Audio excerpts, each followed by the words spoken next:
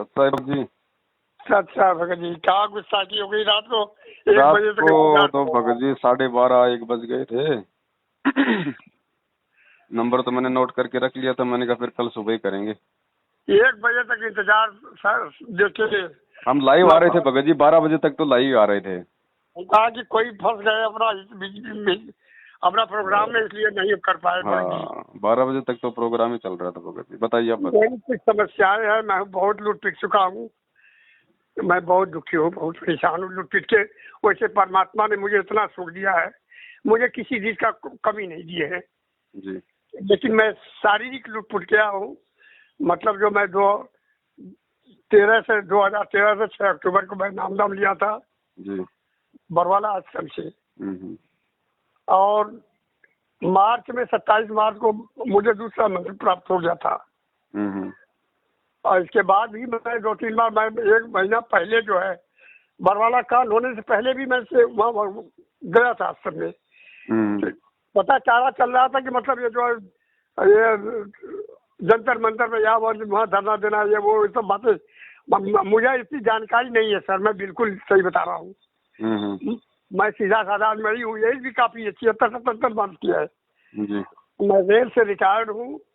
मैं किसी तरह का कोई, मुझे भगवान ने खाने पीने का कोई कमी नहीं दिया है। स्वास्थ्य में कमजोर हूँ। 2012 में मुझे हार्ट अटैक हुआ, छल्ला पड़ा शरीर के अंदर।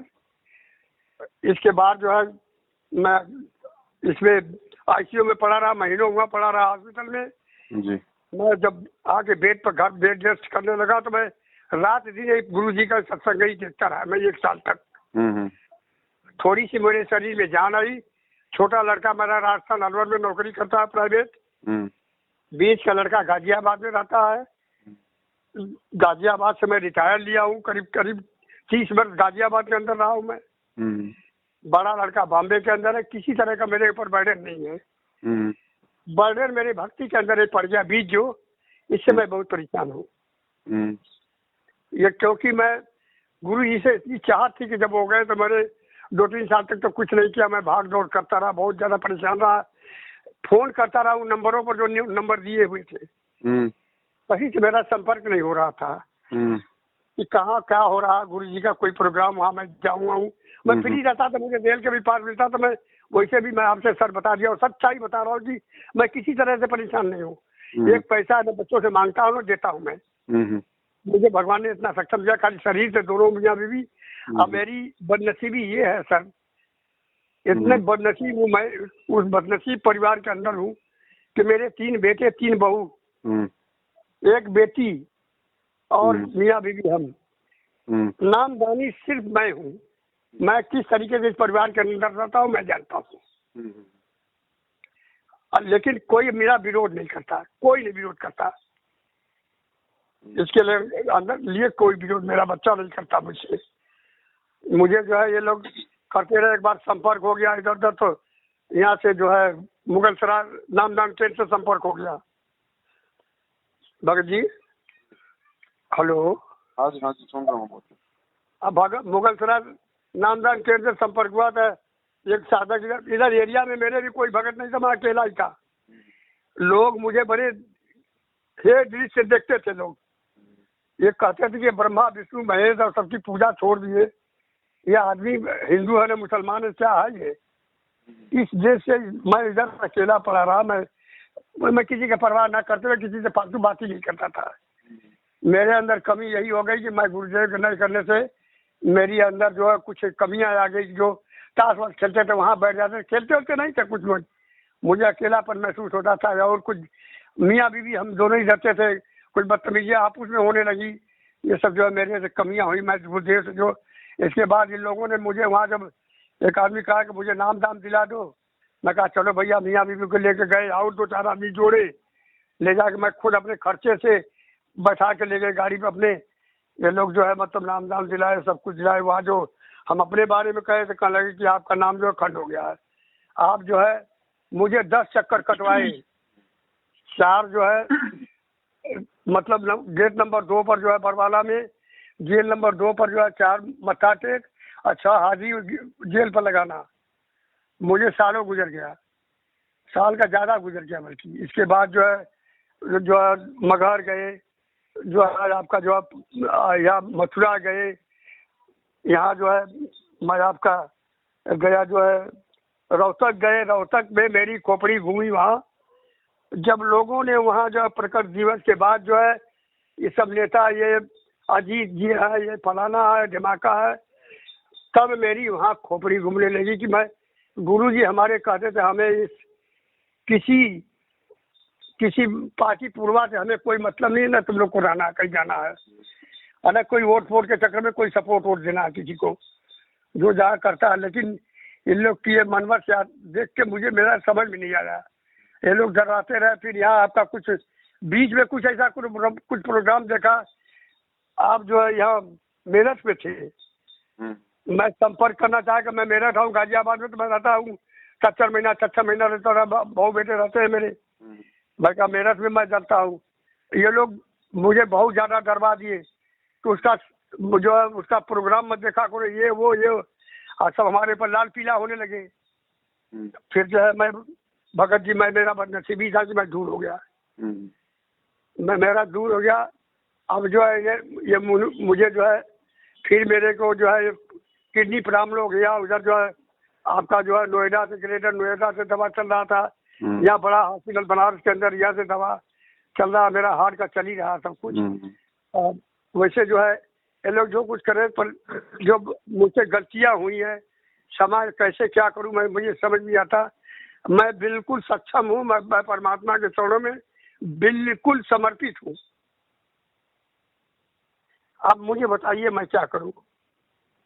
देखो भगत जी, 1.5-2 साल पहले ही आपको सारी सच्चाई का पता होने लगा था धीरे धीरे। हाँ। उसके बाद भी आप थोड़ी हिम्मत नहीं कर पाए, पास नहीं आ पाए आप मेरठ में उस समय। हाँ नहीं आए हमारी बदनसीबी अब है। देखो, मालिक ने तो मौका दिया था आपको उसी समय इन सब झंझटों से दूर करने का कि भैया सच्चाई के साथ में जुड़ जाओ, अब समय आगे ठीक नहीं आ रहा है।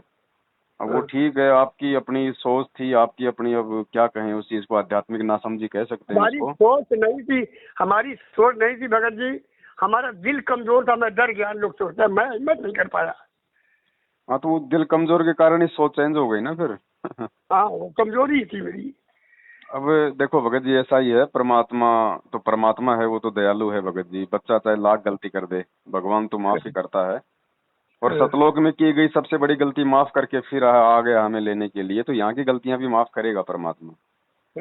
तो अब इसका तो भगत जी एक ही उपाय है। अब दुनिया में कोई, मार्केट में कोई, मेडिकल पे कोई दवाई तो मिलती नहीं इसकी जो खा लेंगे तो ठीक हो जाएंगे। नहीं सर, मुझे पूर्ण विश्वास, हमारे पिता पर पूर्ण विश्वास है कि नहीं। तो ये तो किसी को विश्वास नहीं करता।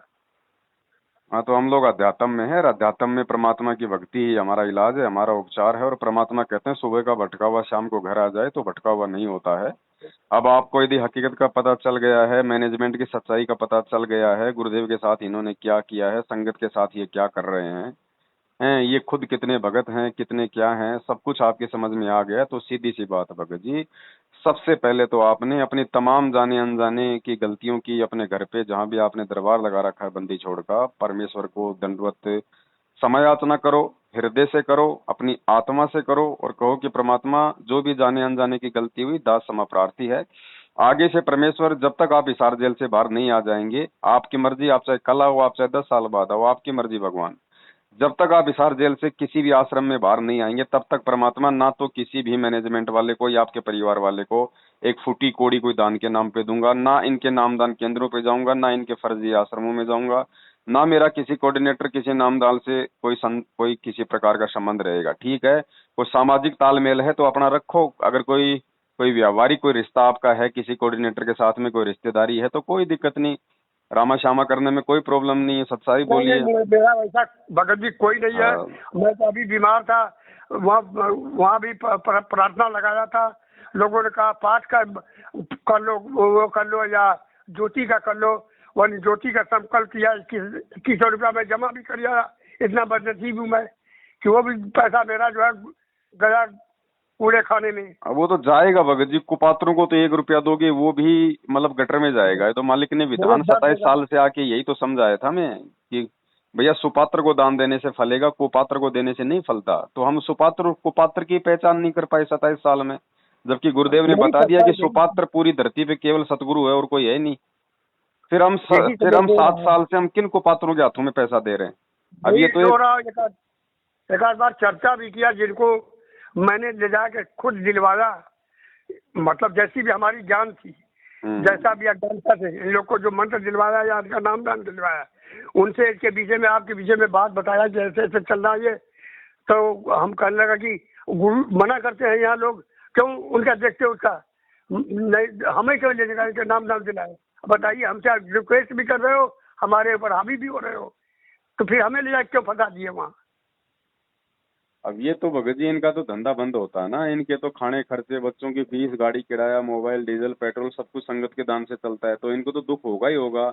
इनको तो पता है कि पवन दास का जिसने वीडियो देख लिया, सच्चाई से परिचित हो जाएगा, हमारे यहाँ आना छोड़ देगा, पैसा देना बंद कर देगा, फिर हम तो रोड पे आ जाएंगे, भूखे मर जाएंगे, तो ये तो मना करेंगे।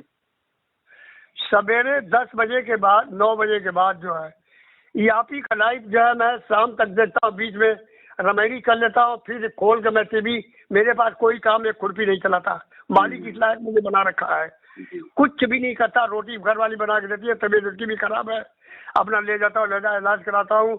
बच्चे मुझे परेशान है कि क्यों वहाँ अकेले रहते हैं आप, इतना परेशान है लोग। हम कहा नहीं, हम लोग को रहने दो, जब तक झेल सकते हैं झेलने दो। यहाँ सब कुछ घर द्वार जो है, थोड़ा मोड़ा जमीन जाता है, अपना पड़े हुए। लेकिन मैं गुरु जी से आपकी ये रात दिन देखता हूँ, ये दिन भर देखता हूँ, सारा दिन इससे नजर नहीं हटती, न हटता हूँ मैं। और न कोई चीज देखता हूँ मैं कभी, न समाचार देखूँ, न टीवी देखूँ। टीवी भी कभी देखता रहा तो सिर्फ सत्संग देखता रहा है, कोई नहीं, कुछ नहीं देखता रहा, पहले से मेरी आदत है। तो बस यही है भगत जी, परमात्मा दूर नहीं है। अपनी सारी उन तमाम जाने अनजाने की जो गलतियां हमने की हैं, उन सब की परमात्मा से क्षमा याचना मांग के और दोबारा से एक नए सिरे से जो है अपनी भक्ति शुरू कर दो। आप ये सोचिए कि परमेश्वर, मैंने तो आज ही आपसे दीक्षा ली है और परमेश्वर मेरा तो केवल आप ही से नाता है और मेरा किसी से कोई संपर्क नहीं है। और जब तक आप नहीं आ जाएंगे परमात्मा, आपने मुझे जो मंत्र दिए हैं उन मंत्रों का अपना मर्यादा में रह के जाप करूंगा, परमेश्वर आपकी भक्ति करूंगा। और कभी कभार भगत जी अगर ऐसी कोई तकलीफ हो जाती है तो परमात्मा ने कह रखा कि भैया ज्योतिया पाठ का अपने हृदय से अपने घर पे भगवान को समझ के दंडवत करके उनसे संकल्प कर लो, साधु भूखा भाव का, धन का भूखा नहीं। परमात्मा अंतर्यामी है, सुनता है भगत जी, लेकिन सुनता है उसकी जो अपनी आत्मा से और जो अपने पवित्र मन से उस परमात्मा को याद करता है, जो उसे प्रार्थना करता है। तो क्यों नहीं करेगा परमात्मा? इतना बदनसीब हूँ, इतना बदनसीब हूँ, दंडवत प्रणाम करते समय एक बार 2 बार गुरी का हिलोर इतना हृदय में आया कि मैं दंडवत प्रणाम करते करते मतलब आधा घंटा फूट फूट कर रोया हूँ। जी। उस आत्मा की इतनी, परमात्मा की हृदय के अंदर इतनी जागृति हुई कि आत्मा आंसू नहीं बंद हो रहे थे, फूट फूट कर रोया कि जालिमों ने क्या कर दिया हमारे पिता के साथ। चक्कर क्या ना भगत जी, देखो वो तो समर्थ है, परमात्मा है, चलो वो तो लीला करते हैं एक आम व्यक्ति की तरह हमारी आंखें खोलने के लिए, ताकि हमारा हृदय पिघले, हम अपने परमेश्वर के संघर्ष को देख के, उनको दुखों को देख के हम जागें। तो वो तो परमात्मा समर्थ है, वो तो लीला करता है भगत जी। बाकी चक्कर क्या है ना, अब वही बात है भगत जी, जैसे आपने पानी का कोई मटका भरना है, नीचे उसमें छेद है, ऊपर से पानी डाल रहे हो और आप सोच रहे हो यार मटका भर क्यों नहीं रहा, भर क्यों नहीं रहा, और आप वहां पे दंडोत कर रहे हो, भगवान से प्रार्थना कर रहे हो कि भगवान मटका क्यों नहीं भर रहा, मैं तो पानी भी डाल रहा हूँ लगातार, मैं तो सारी मर्यादा निभा रहा हूँ, भक्ति कर रहा हूँ, फिर मेरी भक्ति क्यों नहीं बन रही, मेरे दुख दूर क्यों नहीं हो रहे। तो भगत जी नीचे हमने छेद कर रखा है। अब ये जो सतलोक आश्रम मैनेजमेंट हरियाणा है, ये छेद है, क्योंकि ये जब तक कोई भगत इनके संपर्क में रहेगा, इनके आदेशों पे चलेगा, तो ये उनको मर्यादा में नहीं रहने देंगे, क्योंकि ये काल एजेंट हैं, ये भक्ति और मर्यादाओं के सबसे बड़े दुश्मन है। तो अगर आपने मटके को पानी से भरना है, अपनी भक्ति को अगर बचा के रखना है, दुखों को दूर करना है, तो सबसे पहले इन काल एजेंटों का साथ छोड़ना पड़ेगा। नहीं, मैं तो नहीं जाऊंगा अब ना, अब तो मैं जरूर कतई नहीं जाऊंगा। तो मालिक अंतर्यामी है, परमात्मा तो अंदर की बात जानता है, जैसे आपके अंदर के विचार और भाव हैं उसी अनुसार से परमात्मा वापस आपको रात देना शुरू कर देगा। भगवान कौन सा दूर है, वो तो हम ही दूर हो जाते हैं। अभी एक सावला जिसको मैंने नाम दिला रखा हूँ, इनके करीब बहुत आता किताब बांटने में, ये बांटने में। अभी एक दिन जो है यहाँ जो है गया था, तो कल लगा कि आश्रम बुलाए हैं, फोन किए हैं भगत जी, आपका चला मैं, कल लगा नहीं वहाँ हम ही लोग को खास काट के, तो हमका खास भगत तुम कैसे कब से हो गए, नाम तुम्हें हम दिला के लिया है, हम इतना पुराना है, तुम कल के हो, तुम खास हो गए, इसका मतलब। हाँ, तो वही है ना, जो उनकी ज्यादा चमचागिरी करता है वो खास होता है भगत जी। अच्छा अच्छा, तब मुझे नहीं समझ में आया, तो मैं कहा कि कोई बात नहीं, जाओ आप। इसके बाद फिर करने लगे कि गेहूँ वहूँ दान वगैरह करना, ये हम तो दे दिए। तो हमें अज्ञानता था, मैं कहा कि कहे तो मैं भी 1-2 बोरी जोन देता होता देते थे। भगवान की किसी की कभी तो दिया नहीं है। अब ये क्या करते हैं भगत जी, ये जो भक्तों से इन्होंने जो ये अनाज जो लूटा है, गेहूं जो चावल जो भी बेचारे भोले भक्तों को गुरु जी का आदेश बता के जो ये अनाज दान करवाया, ये मध्य प्रदेश में ज्यादा करवाते हैं और हरियाणा में। अब देखो वो दान वो क्या करते हैं ये लोग भगत जी, उस अनाज को बेचते हैं ये लोग। खुद मुझे एक भगत ने बताया कि भगत जी मैंने इनको 2-3 बोरी मैंने इनको गेहूं की दी, और उसके बाद मैंने कहा अरे भैया वो गेहूं कहाँ रखते हो, क्या करते हो? बोलो उसका क्या करते हैं, बोलो उसको बेच देते हैं, हमारे पास में कोई चक्की थोड़ी है हम उसको पीसेंगे, हम उसको बेच देते हैं, बेच के हम उसका जो है मतलब वो पैसा ले लेते हैं। अब बताओ ये काम करते हैं भगत जी। अब मैं भगत जी इतना दूर से हूँ, बिल्कुल चंदौली मेरे से 20-22 किलो 40 किलोमीटर है। डिस्ट्रिक्ट चंदौली, मुगल सराय भी 40-42 किलोमीटर पड़ता है। लेकिन गुरु जी में इतनी लगन मेरी थी कि मैं जब नहीं तब मुझे उठ पड़ू। मैं ये नहीं कि रेल के भाड़ा से किराए से जाऊंगा 5 से, मैं अपना सक्षम था, टिकट कराता था, मैं चला जाता था। और जब भी जितनी बार भी गया मैं आश्रम के अंदर, जितनी बार भी गया, भिवानी भी गया, मैं खाना भी खाता था। ये मेरे दिल के आत्मा गवारा नहीं करती थी कि मैं यहाँ रोटी छोड़ के जाऊंगा। मैं वो देख आता था वहाँ, जिस तरीके की लिया हूँ। चलो आपके विचार अच्छे थे, आप नेक आत्मा थी, इसीलिए परमात्मा ने आपको दोबारा से संभाल लिया है, नहीं तो धक्के खाने वाले तो खाए रहे हैं आज भी उनके पीछे। आपके अच्छे विचार थे, इसीलिए तो भगवान ने आपको संभाल लिया, आपको सच्चाई से जोड़ दिया। ये आपका व्हाट्सएप नंबर है? अभी भी भगत जी मैं यहाँ से जींस से उतर के बस में भाई बस जाता था, वहाँ भी जाता था। गुरु जी जब जाते थे, कभी 2100 रुपया दे दिए, कभी 500 रुपया दे देते थे। नाम दान में डालते थे कि खाना खाता हूँ, बस का भाड़ा नहीं देता, बगैर पैसे खाता हूँ, मैं कर्ज लेके यहाँ से नहीं जाऊंगा। मेरा ये सिद्धांत बना हुआ था। चलो जो भी गलतियां हो गई भगत जी, उनका तो वही परमात्मा से प्रार्थना एकमात्र समाधान है। बाकी आगे से तो इनके चाय भी पीना हराम है, ध्यान रखना। नहीं, मैं तो नहीं जाऊंगा इनके कहीं, कहीं नहीं जाऊंगा, बिल्कुल कहीं किसी आश्रम पर नहीं जाऊंगा। आपके घर पे भगवान है भगत जी, रोज संध्या आरती करते हो आप, घटी ही में गंगा, घटी ही में यमुना, घटी ही में है जगदीश, तो परमात्मा आपके घर पे है, आपके घट में है भगत जी। भ्रम ने भटकने की जरूरत क्या है? ये भक्ति तो परमात्मा ने इसीलिए तो दी है कि हम मंदिर मस्जिद और पहाड़ों पे धक्के ना खाएं भाई। परमात्मा कहे कबीर सुनो भाई साधो मैं तो हूँ विश्वास में, परमात्मा अपने पास में भाई। और मालिक कहते हैं मोह को कहाँ ढूंढे रे बंदे, मैं तो तेरे पास में। अब बताओ, सब कुछ परमात्मा ने हमें समझा दिया, बता दिया, फिर भी हम गोवर्धन की तरह हिसार की तारीखों पे जाके वहां पे परिक्रमा करते हैं, चक्कर काटते हैं, प्रशासन को परेशान करते हैं, पब्लिक से गालियां खाते हैं, गुरुजी को गालियां दिलवाते हैं। क्या मतलब निकला? 7 साल हो गई, क्या कर लिया संगत ने जाके? निकलवा दिया गुरुजी को। वो तो बहुत धक्के मैं भी खा लिया लोगों ने, जैसा मुझे सजेशन दिया मैंने खूब धक्के खा लिया सर। तो देख लो धक्के खाने का क्या परिणाम मिल रहा है आज बताओ। 1% भी आपको राहत है तो मुझे बता दो। ये देख लो कि मैं इन लोगों पर क्या हम बताऊं, हमको तो इतना भोले बनते हैं कि कितना ज्यादा अच्छा भगत है ये इतने अच्छे भगत है कि कुछ पूछो मत। देखो भगत जी, भगत का तो ये स्वभाव होता है, भगत तो बेचारा होता ही भोला है, और उसके भोलेपन का ही तो ये काले एजेंट फायदा उठाते हैं, और इन्होंने उठा लिया। लेकिन चलो लुट पिट के भी परमात्मा ने आपको सद्बुद्धि दी, आपको सच्चाई के साथ में जोड़ दिया, आपको सच्चाई से रूबरू करवाया, ये बहुत अच्छी बात है। भगत जी मैं कभी दूर नहीं परमात्मा से रहा, ये अपना जो है मंत्र जाप अचेत पड़ा रहा, वहाँ हॉस्पिटल में रहा तभी छूटा रहा उतना ही दिन। जब भी मैं समर्थ हो जाता था मैं तुरंत फिर लग जाता था अपने काम में। वो बात सही है भगत जी, भाव और श्रद्धा एक चीज अलग है, ज्ञान आधार एक चीज अलग है। गुरुजी ने क्या बताया कि आज जो लोग ये पत्थर पुजारी हैं, जो ब्रह्मा विष्णु महेश देवी देवताओं की पूजा करते हैं, ये भी तो भगवान मान के पूजा कर रहे हैं।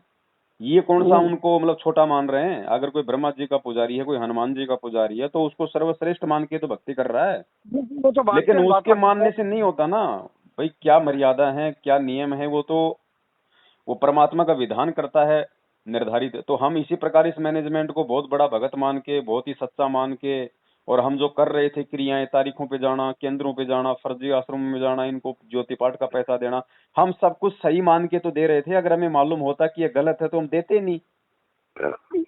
वहाँ की पब्लिक भी तो भेड़ की तरह हाँकती है हम लोग को। भेड़ बकरी की तरह हाँकते थे, पब्लिक भी तो वहाँ के। तो क्या करे पब्लिक भगत जी, ये सभ्य आदमी के लक्षण थोड़ी होते हैं वहाँ पे। बताओ, कोर्ट का काम कोर्ट के हिसाब से होता है। कोर्ट कोई भीड़ देख के जमानत देता है क्या? नहीं नहीं, ये तो ये तो लोग ने संगत में भड़का के समझना रखा चाहिए था था। भगत जी। चलो हम तो मुट्ठी भर हैं, आसाराम और राम रहीम के तो लाखों करोड़ों की संख्या में भगत हैं, तो क्या उन्होंने हाँ अपने जी, हाँ। गुरुओं को बाहर निकलवा लिया क्या? नहीं, हाँ जी, हाँ और जी, ये वो भगत अगर ठीक। इतने बड़े अगर डॉन थे जो आज तारीखों पे जाके अपना वहां पे दिखाते हैं, तो ये जब बरवाला कांड हुआ था तो आश्रम में 50,000 भगत थे, उस समय क्यों नहीं इन्होंने मतलब हाथ खड़े किए अपने? उस अरे समय वही तो क्यों हमारी क्यों जाने समझ दिया में गुरु नहीं जी को? आता था। वही समझ में नहीं आता था जब जाते थे, जब गंधारी गुरु जी के आगे पास बगल में डोलते थे तो मैं देख के मेरा खोपड़ी घूमता था कि इनकी यहाँ कौन सी जरूरत है, कौन सा यहाँ तोप चल रहा है। यहाँ एक सुई भी नहीं जाने पाता अंदर, और ये लोग क्या है कि गन लेके यहाँ दौड़ रहे चल वो रहे हैं। गुरु को मानुस मानते थे ना भगत जी, क्योंकि मान बढ़ाई और अहंकार उन देखो वही बात है भगत जी, काल का जिस पे पहरा होता है ना, फिर वो गुरु को मतलब उस दृष्टि से नहीं देख पाता जिस दृष्टि से देखने के लिए गुरु हमें ज्ञान देता है। वो मानुष की दृष्टि से देखेगा कि भाई गुरु जी को कोई मार ना दे, गुरु जी को कोई हानि ना पहुंचा दे, कोई आर्य समाज के अंदर घुस के गुरु जी को गोली ना मार दे।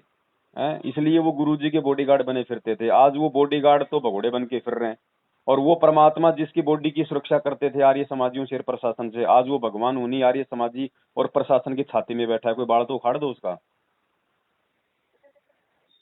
तो ये जीव की अपनी सोच और मूर्खता का परिणाम है भगत जी। चलो बड़े भाई, जो भी है आपको भी अच्छे से पता है और आपने जो किया वो भी आपको अच्छे से पता है। और ये ठोकर लगना आप भगत जी ये जरूरी भी था, क्योंकि ये ठोकर लगे बिना, इन लोगों की संगति किए बिना आप लोगों को हकीकत का भी नहीं मालूम पड़ सकता था। अब आपने हर तरीके से दोनों साइड को देख लिया है और ज्ञान आधार से अब आपने निर्णय कर लिया है कि मुझे कौन से जो है, मुझे समूह के साथ में रहना है, सच्चाई के साथ में रहना है, साथ संगति करनी है, सत्सेवकों के साथ में रहना है, या मैनेजमेंट की कुसंगति करनी है। तो अब आगे आप गलती नहीं करोगे और बैठ के केवल परमात्मा को साक्षी मान के आप अपनी भक्ति ही करोगे। और जब भक्ति करेंगे, मर्यादा नहीं तोड़ेंगे, साध संगति से जुड़ जाएंगे, तो भगत जी मटके का छेद ऑटोमेटिक बंद हो जाएगा। फिर तो पानी भरेगा, खाली नहीं होगा। फिर परमात्मा धीरे धीरे शारीरिक रोग भी ठीक करता है, धीरे धीरे परमात्मा दूसरी समस्याएं भी दूर करता है। भगवान दूर थोड़ी है, वो तो हम मर्यादा तोड़ रहे थे इसलिए लाभ नहीं मिल रहा था। तो दया परमात्मा की, आप जी परमात्मा से अपने जाने अनजाने की तमाम गलतियों की समायाचना करके भगत जी वापस उसी तरह अपनी भक्ति पे लग जाओ। नहीं, ये तो मेहर तो है, मेहर मेरे ऊपर परमात्मा का पूरा है, क्योंकि मैं 2 बार इतना जबरदस्त झटका खाया, डॉक्टर भी जवाब दे गए। ये परम पिता का ही देन है जो मुझे अभी जिंदा रखे, कुछ अपने चरणों में रखने के लिए। उसका तो विधान है भगत जी, वो तो साधक को भक्ति के लिए 100 साल की आयु प्रदान कर दे, धर्मराज से उसके प्राण छुड़वा लाए, वो तो परमात्मा के गुणों में भाई। और वो नहीं करेगा तो कौन करेगा? अब वो सीन मैं देखा, वो सीन देखा भगत जी, मैं उसका बयान नहीं कर सकता अपनी जुबान से। जिस समय मैं आईसीयू में पड़ा हुआ था, वो सीन मेरी आंख खुली आईसीयू में पड़े पड़े। मालूम होता था कि ये जो है, जो सतलोक से अगम लोग अकल लोग सारा कुछ खुला हुआ है यहाँ से। वो सीन अपने आंखों से देखा, जैसे मालूम होता था कि सोने की तरह रोशनी रोशनी ऊपर से नीचे तक है। देख के मेरा आत्मा जो रो गई, एकदम से कांप गई, रूह कांप गई कि मैं कहाँ मर गया। मेरे को ऐसा सीन नजर आया। फिर वो भगवान, वो परमात्मा कहाँ लुप्त हो गए, कहाँ गलतियां पगतियां करते गए। मैं अब इतना नीच दुष्ट आत्मा हूँ कि मैं गलतियों पर गलतियों करते ही गए। मैं इनके साथ में जो है सब मर्यादा को ताक पर रख दिया मैंने। चलो कोई बात नहीं भगत जी, मालिक तो दयालु है, फिर भी आपको संभाल लिया है। अब हमने गलती नहीं करनी है ना, हम अब कोई गलती करेंगे क्योंकि ठोकर लग चुकी है। ठीक है। और अब तो भविष्य में जब तक गुरु जी नहीं आएंगे, प्राण बेशक छूट जाए, लेकिन जाना नहीं है, मुझे जाएंगे नहीं। बिल्कुल भगत जी, मतलब ही नहीं है कुपात्रों से। परमात्मा तो भगत जी यहाँ तक कहते हैं ऐसे लोगों के विषय में कि पापी प्रभात ना बेटो, मुख देखे पाप लगे जिसके, 9 मास गर्भ त्रास दई धिक्कार जन्म उसकी माँ का। ऐसे लोग जिनकी गलतियों के चलते, जिनकी मनमानी हरकतों के चलते उनका गुरु दुनिया में निंदा का पात्र बना है, गुरु जेल में बैठा है, ऐसे लोगों का तो मुंह देखना भी भगत जी पाप तुल्य है। दर्द मुझे सबसे बड़ी अब घर में होता है, मेरे परिवार के अंदर, कि बहू बेटे सब दूर दूर है, हम भी दूर है। एक बहू है।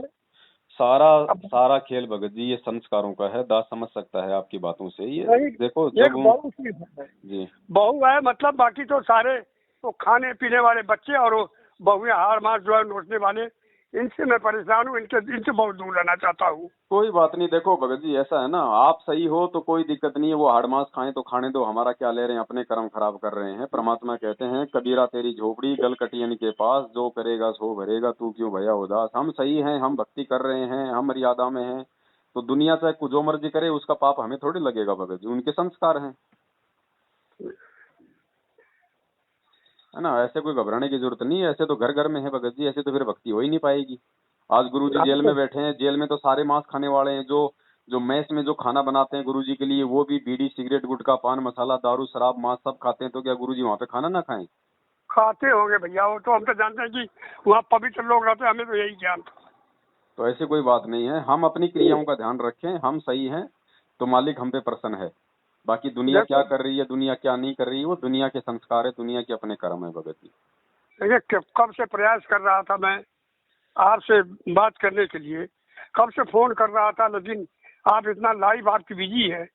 आपके संस्कार सुन के, आपके जो कर्म सुन के बड़ा दर्द होता है कि लोग इतनी घटिया हरकत आपके साथ जो है जो किए, मनमत जो ये आचरण आपके साथ किए, मेरा आत्मा रोता है। अब देखो ना भगत जी, परमात्मा के साथ में कौन सी कमी छोड़ी है आप, और हमारे साथ तो 1% भी नहीं हुआ उनकी तुलना में। मैं गुरुदेव किसी के तो साथ भी कुछ कर सकते हैं। अगर थोड़ा बहुत भी अगर हमें मिल रहा है ऐसा करने का, तो हमारा सौभाग्य है कि हम संघर्ष कर पा रहे हैं हमारे गुरुदेव के आशीर्वाद से, उनके पद चिन्हों पे चलते हुए। और संघर्ष बिना भगत जी वही बात ना, भाई सोने सोने को जब तक तपाया नहीं जाएगा, वो बताओ वो कैसे बनेगा कुंदन। फिर भी आपका कई लोग से, जैसे आप नाम लेते हैं मधु बहन का लेते हैं, कजोर भगत जी का लेते हैं, अब आपके साथ जुड़े हुए थे ये कानपुर वाले भगत जो है बताते हैं ये भी फिसल गए। ये तो भगत जी पता नहीं कितने आएंगे कितने जाएंगे, मालिक कहते हैं ये संसार विघन की घाटी, कोई निकलेगा बिरला सूर। यहाँ तो कोई सूरवीर टिकेगा इस मार्ग पे भगत जी। अब दिल्ली में एक नाम दे रहा है संजय रावत, संजय साकट। ये परमात्मा ने पहले ही बता दिया था कि भैया ऐसे ऐसे काल के दूत भी संगत में खड़े होंगे आने वाले समय में, सावधान रहना है। लेकिन ये मुझे बड़ी आश्चर्य की होती है कि जिनके घर में स्वयं परमात्मा जो है और जन्मदिन मना रहे हैं, सब कुछ मना रहे हैं। ये तो होता ही है भगत जी, ये तो कहावत है ना, गुरुजी खुद कहते हैं भैया दीपक तले अंधेरा रहता है, घर का जोगी जोगना बाहर का जोगी सिद्ध, है ना। आपके बेटा बेटी आपकी इज्जत नहीं करेंगे, लेकिन पड़ोसी की दूसरों की बड़ी प्यार से बोलेंगे, बड़ी इज्जत करेंगे, स्वभाव होता है भगत जी। वो इज्जत करे ना करे, लेकिन इनको कहाँ संकट में डाल दिए, पूरे मैनेजमेंट को, ये जो है पूरा भक्तों को संकट में डाल दिया गुरु जी के पीछे। पूरे जो चाहने वाले भक्त, उनकी आत्मा दिल से रो रही है, इनको कहीं सुकून मिलेगा? ये भगत जी पूर्व निर्धारित था, ये सब कुछ होना था, उनके अपने संस्कार थे, हमारे अपने संस्कार थे, हमें भी ठोकर लगे बिना आज इतना विश्वास होना, मतलब आज इतना विश्वास नहीं हो पाता। अब आपको ठोकर लगी, आप इतने भाव और श्रद्धा से इनको अपना भाई समझ के, अपना भगत भाई समझ के, इतने विश्वास के साथ में इनके साथ में जुड़े, इनके हर आदेश की आपने पालना की है, और अब जाके मालूम पड़ा कि ये हमारे साथ में कितना बड़ा धोखा कर रहे थे। तो ये भगत जी अगर धोखा आज नहीं मिलता तो ये फिर कभी ऐसा समय आ जाता, फिर आप धोखा खा जाते। तो अच्छा हुआ कि धोखा आपने पहले खा लिया, अब आगे संभल के चलेंगे। तो ये कुछ चीजें होती हैं भक्ति मार्ग में, अपनी आत्मा को दृढ़ करने के लिए ये परमात्मा खेल खेलता है भगत जी।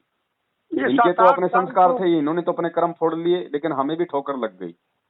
7-8 साल का संस्कार मेरा ये तो मिट्टी में मिला लिया अपने साथ साथ में।